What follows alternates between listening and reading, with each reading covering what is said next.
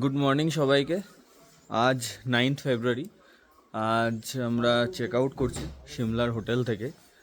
এরপর রাতে আমাদের ফ্লাইট আছে চণ্ডীগড় থেকে। দেন তার আগে আমরা একটু কুফরি যাব, ঘুরে এসে তারপরে বেরোবো। এখানটা একটু রোদ পড়ছে, আর একটু এগিয়েছ, আই গেস পড়বে না।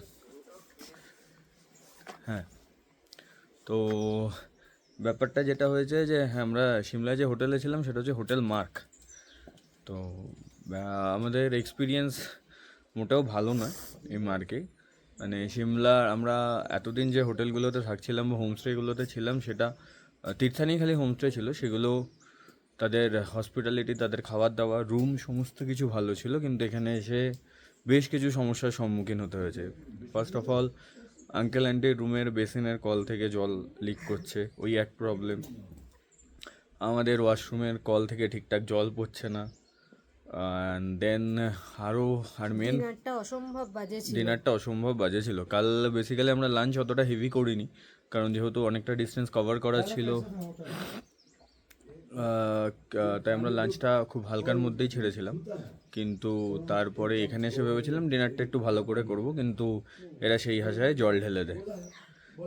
ঠিক আছে, হতেই পারে, এটা বড় ট্রিপে একদিন একটু এদিক ওদিক হতেই পারে। আমাদের ঘোরাটা ভালো হয়েছে, আশা করছি আপনারা ভিডিওগুলো এনজয় করেছেন। দেখতে থাকুন। আজ আমাদের কুফরি যাওয়ার গল্প, লাস্ট দিন, আর আমাদের কুফরি যাওয়ার গল্প। চলুন গাড়িতে উঠি।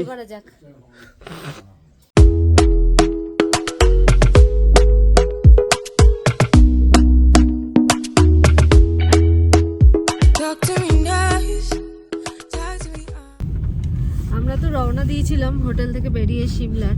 তো একটু আগে তো আপনাদের বললাম যে আমাদের ফার্স্ট প্ল্যান ছিল এখান থেকে ফার্স্টে আমরা কুফরি যাব, কুফরি ঘুরে তারপরে চণ্ডীগড় ঢুকবো। কিন্তু আমাদের ড্রাইভার দাদা বলছে যে এখন কুফরিতে কিছু নেই, মানে কুফরিতে বেসিক্যালি যাওয়া বরফ দেখতে, কিন্তু এই সময়টায় কুফরিতে কিছু পাওয়া যাবে না। তো আমরা যদি ইনফ্যাক্ট মানে হর্স রাইডিং করে ওপরেও উঠি, তাহলেও মানে ওপরেও কিছু নেই আর কি, বেকার বেকার আমাদের পয়সা আর টাইমটাই নষ্ট হবে। তো ওই জন্য আমরা প্ল্যান চেঞ্জ করলাম। সিমলাতে একটা সংকটমোচন মন্দির রয়েছে, ওইটা আমরা ফার্স্টে যাচ্ছি এখন। ওটা দেখে আমরা এখান থেকে ডিরেক্ট চণ্ডীগড় চলে যাব। আর চণ্ডীগড়ে তারপরে ওখানকার যে কয়েকটা জিনিস দেখার রয়েছে, ওখানকার লোকাল সাইট সিন যতগুলো হয় আমরা সেইগুলোই করব। তো আমাদের ড্রাইভার দাদা বলছে যে ওটাই অনেক বেটার হবে। বেকার বেকার কুফরিতে এই সময়টায় কিছু নেই, আর ওখানে স্নো ছাড়া আর সেরকম কিছু দেখা যায় না। একটা হিমালয়ান রেঞ্জ দেখা যায়, কিন্তু আমরা ধর্মশালা বা ডালহাউসি থেকে যে রেঞ্জটা দেখে এসেছি, মানে এটা তার কাছে কিছুই নয় আর কি। ওই জন্য কুফরির প্ল্যানটা আমাদের এখন ড্রপ হয়ে গেছে। Better luck next time. আমাদের হিমাচলের গল্পের আজকে শেষ দিন। বিগত 8-9 দিন ধরে পাহাড়ে ঘোরাফেরা করার পরে আজকে ফাইনালি ঘরে ফিরে যাওয়ার পালা। কিন্তু তার আগেও আমরা ঘুরে দেখে নিয়েছিলাম সিমলার সংকটমোচন মন্দির আর চণ্ডীগড় শহরের বেশ কিছু দর্শনীয় জায়গা। তো চলুন সেই সব গল্প নিয়েই শুরু করা যাক আজকের এই পর্বটি। আশা করছি বাকি ভিডিওর মতো এই ভিডিওটিও আপনাদের ভালো লাগবে। আমরা এসে নামলাম সংকটমোচন মন্দির, আর সূর্যের আলোটা পুরো চোখে এসে লাগছে। আর আমার সানগ্লাসের সাথে কি হয়েছে সেই গল্প তো আগেই শেয়ার করেছি আপনাদের সাথে। মানে এত চোখে লাগছে, এই সময় সানগ্লাসটা খুব দরকার ছিল। একটু আগেও বললো যে আমরা কুফরি যাওয়ার প্ল্যানটা ড্রপ করলাম। এক তো কুলদীপদাও বললো যে এখন ওইখানে গিয়ে খুব একটা লাভ হবে না যদি স্নো না পাও। আর দ্বিতীয় কথা, আমরাও একটুখানি আজকের দিনটা রিল্যাক্স করে ফিরতে চাইছিলাম। তো আমরা বেরোনোর পরেই আর কি ডিসিশনটা নিই যে এই কদিন ধরে অনেকটাই জার্নি হয়েছে। লাস্ট 2-3 দিন ধরে তো প্রায় 8 ঘন্টার উপরে, 10 ঘন্টার উপরে জার্নি হয়েছে। তো সেই কারণে বললাম যে ঠিক আছে, আর সবকিছু একবারে দেখে নিলে আর ফিরে আসা হবে না, তাই কুফরিটা থাক। সবকিছু যদি একটা ট্রিপেই করে ফেলি, দেন আর নেক্সট বার আসার ইচ্ছাটাই চলে যাবে। তো কুফরিটা রেখে দিলাম নেক্সট বারের জন্য। নেক্সট বার যখন সিমলা আসবো তখন নিশ্চয়ই কুফরি যাবো। আমি এসে গেছি সংকটমোচন মন্দির। দেন যাই দেখি ভেতরটা। আমি জানি না ভেতরে আদৌ ক্যামেরা অ্যালাউ কিনা, কিন্তু জায়গাটা দারুণ, আমি দেখাচ্ছি।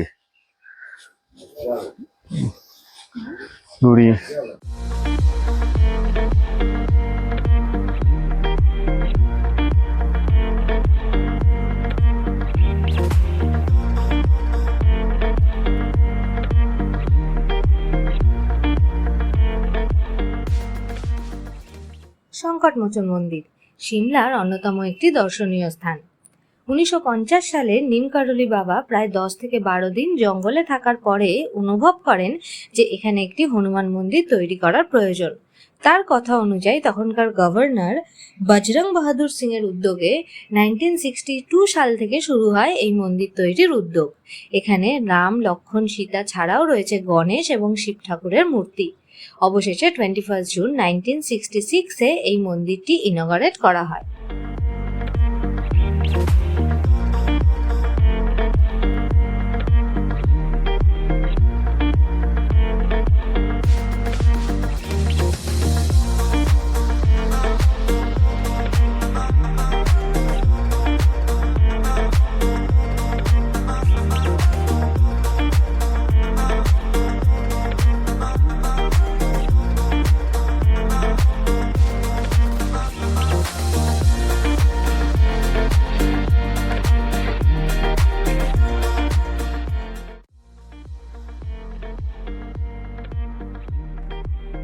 আপনারা যখন সিমলা বেড়াতে আসবেন তখন কিন্তু এই মন্দিরটি একদম মিস করবেন না।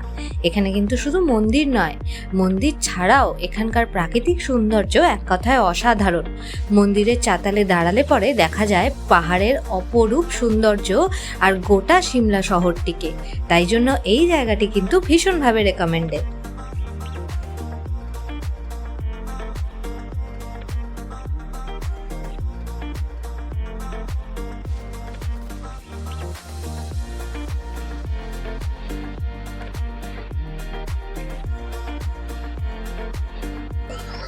কিরে, এই যে সংকটমোচন মন্দিরে সংকট মোচনের জন্য প্রার্থনা করলি? হ্যাঁ করেছি, বাট সব সংকট দূর করতে বলিনি। মানে মানে সব সংকট যদি আমি এখন দূর করতে বলি তো তাহলে তো আমার জীবন থেকে তোকেই সরিয়ে না দেয় সব থেকে বড় সংকট। তাই বলেছি যে কিছু কিছু সংকট রেখে দিতে আর কি। এইগুলো কিন্তু একদম ঠিক নয়, তোকে নিয়েই আসবো না। তোকে যে আমি এত সুন্দর একটা মন্দির ঘোরালাম আর তার ফল দেখুন এইসব কথা হ্যাঁ, বলছে। আমি যদি এখন এই সংকটমোচন মন্দিরে, এটা বেসিক্যালি রাম, সীতা আর হনুমানের মন্দির। তো এখানে স্থানীয় লোকেদের কাছে সংকটমোচন মন্দির নামে পরিচিত। তো সবাই এখানে নিজের জীবনের সংকট দূর করার জন্য প্রার্থনা করে। তো এখন আমি যদি বলি যে আমার জীবন থেকে সব সংকট তুমি দূরে সরিয়ে দাও তাহলে তো আর আর কি, বাকিরা দর্শকরা বুঝে নেবে বাকিটা। আর কিছু বলার নেই। আমি নিষ্পাপ মনে, ভালো মনে ওকে জিজ্ঞাসা করলাম আর তার রিপ্লাইতে দেখুন কি অবস্থা দেশটার। আশা করছি আমাদের এই হিমাচল সিরিজটি আপনাদের ভালো লেগেছে। আপনাদের মধ্যে অনেকেই জানতে চেয়েছেন যে আমরা কিভাবে আমাদের আইটিনারি ঠিক করেছি বা এই 9 দিন ঘুরতে আমাদের কেমন খরচ পড়েছে। এই সব কিছু তো আর কমেন্ট সেকশনে বলা যায় না, তাই জন্য আমরা এই সমস্ত পর্বগুলির শেষে একটা আলাদা করে নতুন ভিডিও বানাবো আর সেখানে আমরা বলে দেব যে আমাদের কত খরচ হয়েছিল বা আমরা কিভাবে ঠিক করেছিলাম, কোন কোন জায়গা ঘুরেছিলাম, আইটিনারি কিভাবে ফিক্স করেছিলাম, এইসব ডিটেলসগুলো। আশা করি সেই ভিডিওটা আপনাদের কাছে হেল্পফুল হবে। हरियाणा ঢুকে গেছি। চণ্ডীগড় আসতে আর কিতনা কিলোমিটার भैया? হ্যাঁ, আর 20 কিলোমিটারের মধ্যেই আমরা চণ্ডীগড় ঢুকে পড়বো। আর এখানে কিন্তু বেশ গরম আছে। এতদিন পাহাড়ে 1 ডিগ্রি 2 ডিগ্রি মাইনাস টেম্পারেচারে আমরা ছিলাম, কিন্তু এখানে বেশ গরম লাগছে। উপর থেকে নেমেছিলাম একটা জ্যাকেট গায়ে দিয়ে, এখন ওটা পরে বেশ গরমই লাগছে। আর বাকি তোমাদের কি অবস্থা? আমাদের ওই একই অবস্থা, মনে হচ্ছে যেন প্রচন্ড গরম পড়ে গেছে। হ্যাঁ, একটু নিচে নামতেই যেন সূর্যের তেজটা আরো বেশি করে গায়ে লাগছে। চণ্ডীগড়ে টাইম আছে প্রচুর। এখানে কুলদীপদা বললো যে 2টো ঘোরার জায়গা রয়েছে ভালো, সেই 2টো দেখে তারপর একটা কোনো ভালো জায়গায় লাঞ্চ করব, কারণ কাল রাতে তো পেটে ভালো মতো কিছু পড়েনি। দেন আজকে লাঞ্চটা একটু ভালো করে করবো। कुलदीप भैया आज लंच अच्छे से करना है। पाल ढाबा वो कौन सा बोले सेक्टर 28? हाँ, तो चंडीगढ़ सेक्टर 28 গিয়ে আমরা লাঞ্চ করব। ढाबा যাই আগে কোনো জায়গায় নামি। আর বেশ ট্রাফিক রয়েছে, হাইওয়ের উপরেই আছে। এই হাইওয়েই है ना, ন্যাশনাল হাইওয়ে। ন্যাশনাল হাইওয়ের উপরেই আছি, বাস স্টিল ট্রাফিক রয়েছে আর সেই সাথে গরমও রয়েছে।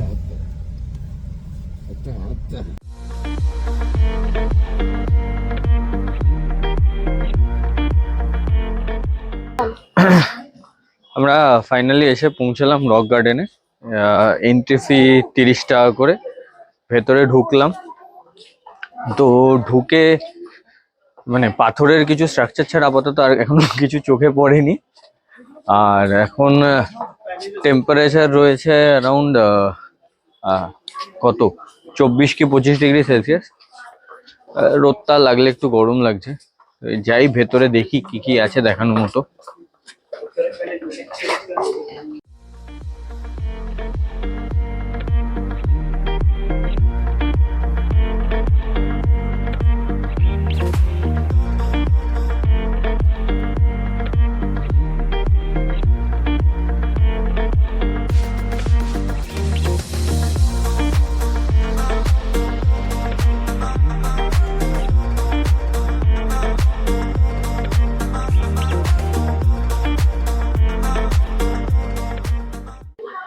আর যেহেতু আজ রবিবার, এখানে প্রচুর লোক এসছে, প্রচুর ভিড়।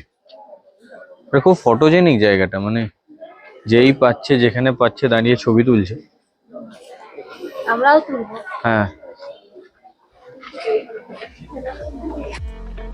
আমাদের চণ্ডীগড় ঘোরার প্ল্যান ছিল ভীষণভাবে সাডেন, তাই জন্য গুছিয়ে ঠিকমতো পুরো শহরটাকে দেখে উঠতে পারলাম না এইবারের মতো।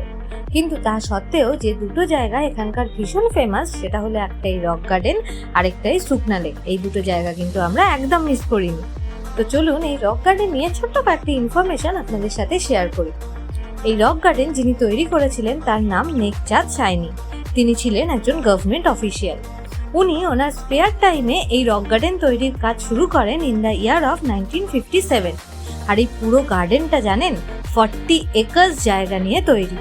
শুধুমাত্র তাই নয়, এই গোটা গার্ডেনটার যে সমস্ত স্কাল্পচার আপনারা ভিডিওটিতে দেখতে পাচ্ছেন, সমস্ত কিছু কিন্তু তৈরি হয়েছিল শুধুমাত্র ইন্ডাস্ট্রিয়াল, হোম ওয়েস্ট এবং ডিসকার্টেড আইটেমস দিয়ে। সত্যি ভাবলে অবাক লাগে না? রক গার্ডেন দেখে আমরা নেক্সট চণ্ডীগড়ের যে ডেস্টিনেশন সেটা হচ্ছে গিয়ে সুকনা লেক। তো আমরা এখন সেটারই বাইরে দাঁড়িয়ে রয়েছি। এখানে ভেতরে প্রচুর লোকজন, তাই টিকিট আছে কিনা বুঝতে পারছি না, একটু এগোলে না এগোলে বোঝা যাবে না। এখানে দাঁড়িয়ে রয়েছে, একটু রেস্ট নিচ্ছি কারণ প্রচুর রোদ আর প্রচুর গরম এখানে। আর সানডে বলে মানে গোটা চণ্ডীগড় মনে হয় এখানে চলে এসছে আজকে রক গার্ডেনে আর সুকনা লেকে।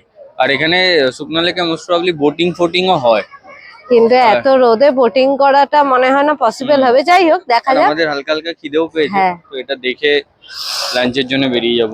তবে রক গার্ডেনটা ভালো ছিল, বেশ ভালো লাগলো। মানে জানি না আপনাদের কেমন লাগবে, তবে আমাদের কিন্তু বেশ ভালো লাগলো। মানে এই একটা দুপুর রোদে। অন্যরকম হ্যাঁ, জায়গা। আর এখানে টিকিট কাউন্টার আছে, আমি দেখতে পাচ্ছি এখানে ডিরেকশন দেওয়া, তো সম্ভবত ভেতরে ঢোকার জন্য টিকিট লাগবে। আচ্ছা চলুন তো যাওয়া যাক এবার। চলো।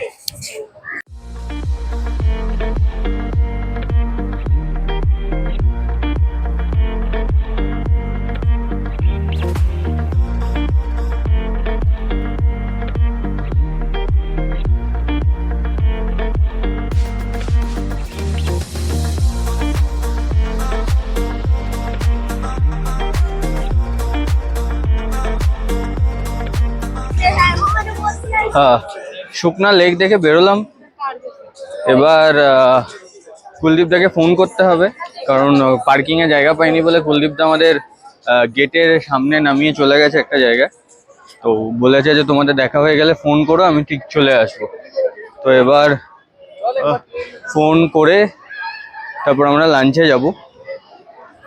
আর আজকে কোনো কিছু প্ল্যান নেই। এবার লাঞ্চের পরে সোজা airport, then back to Kolkata. এইমাত্র লাঞ্চ সেরে বেরোলাম। এই যে ও পাল ধাবা ওল্ড চণ্ডীগড় থেকে, আর আমার পেছনের জন্য পান খেতে ব্যস্ত খাওয়া দাওয়ার পরে, আর গাড়ি আসছে। আর লাঞ্চটা জাস্ট অসাধারণ ছিল। মানে আমরা এক প্লেট চিকেন টাংরি কাবাব, তারপরে রাইস, ডাল, জিরা আলু আর দহি চিকেন নিলাম। আর তারপরে 2 গ্লাস লাস্সি বড় বড় গ্লাসে। তো এক কথায় লাঞ্চ অসাধারণ ছিল। সবাই এখন পান খেতে ব্যস্ত। এখন ক্লিপে আনার মতো, ভিডিওতে আনার মতো আমি কাউকে পাচ্ছি না, কিন্তু তবে একটু এক্সপেন্সিভ ছিল। একটু মানে আমাদের 4 জনের বিল হয়েছে, যে আইটেমগুলো বললাম 4 জনে খেয়ে আমাদের বিল হয়েছে 2256। তো মানে ঠিক আছে, মানে 550 টাকা করে, মানে যা খেয়েছি ওয়ার্থ ইট।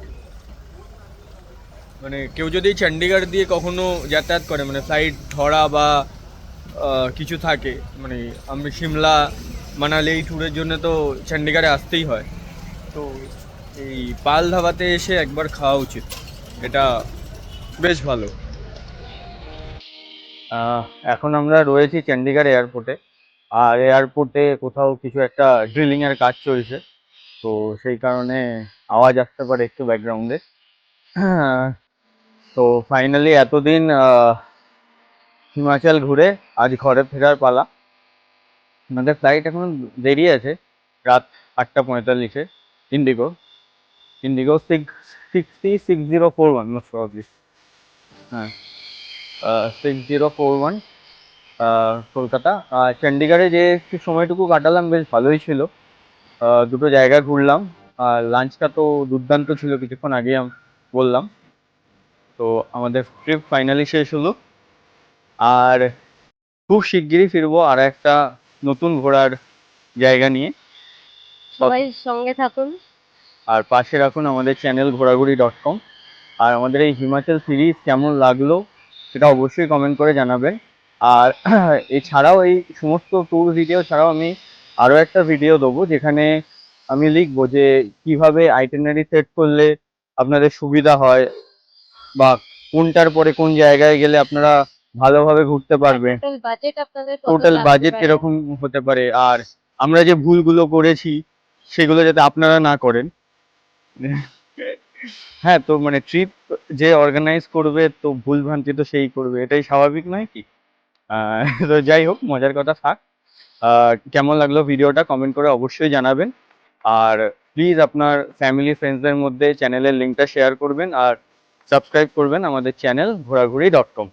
ততক্ষণ সবাই ভালো থাকবেন, সুস্থ থাকবেন, আনন্দে থাকবেন, থাকবেন আর আর সঙ্গে রাখবেন আমাকে চ্যানেল। চ্যানেল। বাই। বাই।